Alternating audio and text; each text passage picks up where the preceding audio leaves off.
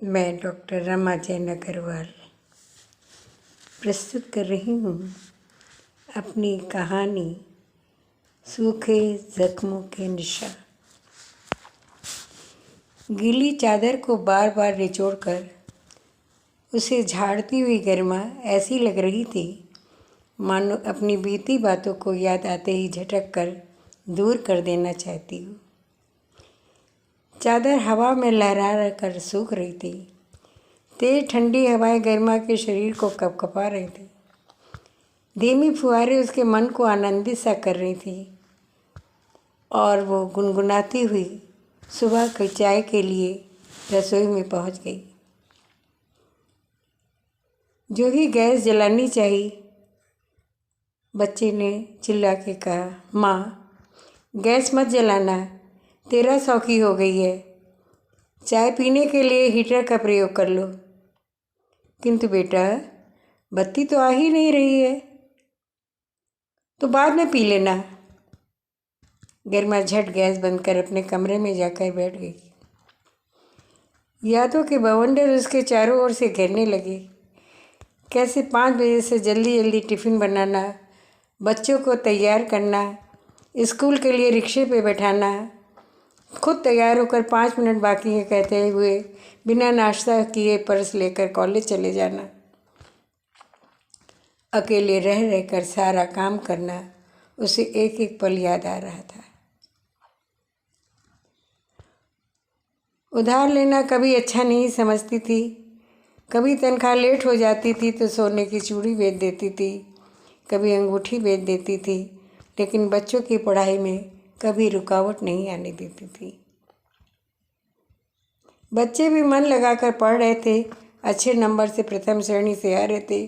बच्चों पर गरिमा को बहुत गर्व था और ये सोच रही थी मेरे बच्चे बहुत बड़े महान इंसान बनेंगे और अच्छी बहुएं आएंगी, मैं सुख से शादी करके इस घर में रहूँगी।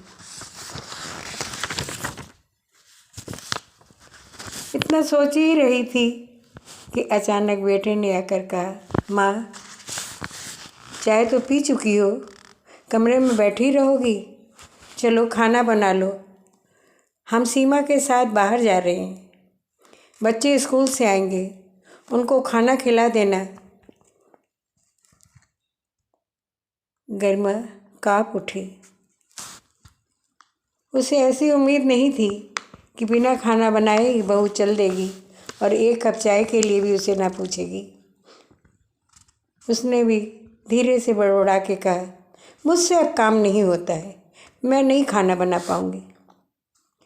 ओफो माँ, तुमने काम किया ही कब है? सरकारी नौकरी थी, साइन करना, तनख्वाह उठाना, ऐश करना, और काम ही क्या था तुम्हारे पास? गरिमा को लगा जैसे कि 1000 वोल्ट का करंट उसे लग गया हो।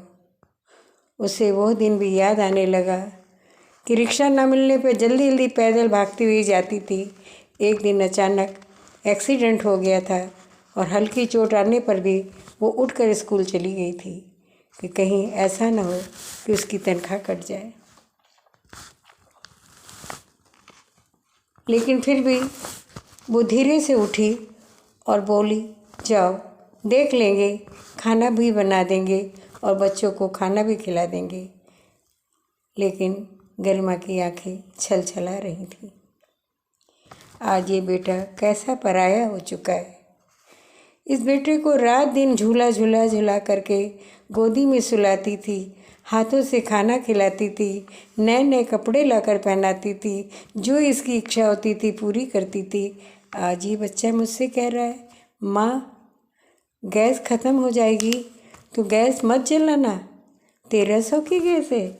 आज वो पैसे गिना रहा है, मैंने तो कभी इसको पैसे नहीं गिनाए।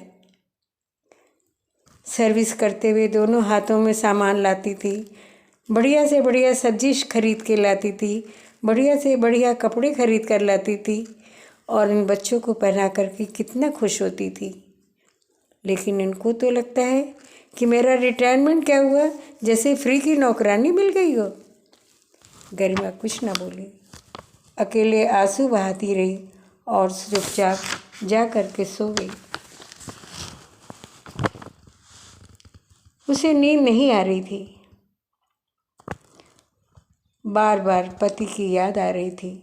कितना गुस्सा करते थे, फिर भी प्यार से कहते थे, भूखी मत सो जाना, उठो खाना खा लो, चलो तुम्हारे बिना मैं भी खाना नहीं खाऊंगा, उठ जाओ खाना खा लो।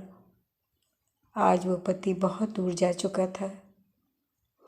आज पति के बिना ये बेटा पराया है जैसा बोल रहा है। ऐसा कैसे हो गया? रोते रोते पति को याद करते करते अलमारी में साड़ी तलाशने लगी। कहीं कोई साड़ी नहीं दिख रही थी।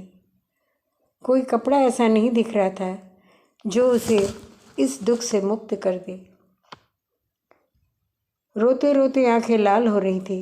छत पर कोई कुंडा तलाश रही थी। शायद इस कुंडे से ही लटक कर मेरे दुखों का अंत हो जाएगा।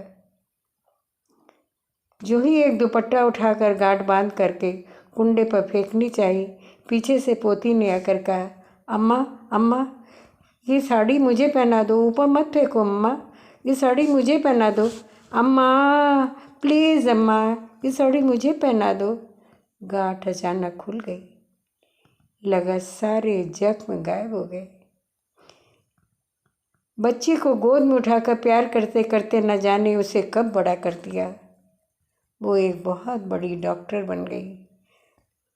वो अम्मा को कभी नहीं भूलती थी, हर समय अपनी दादी को ही याद करती थी और उसने क्लिनिक खोल ली जिसका नाम रखा गरिमा क्लिनिक। आज वो सूखे जश्न मेरे हरे हो गए हैं।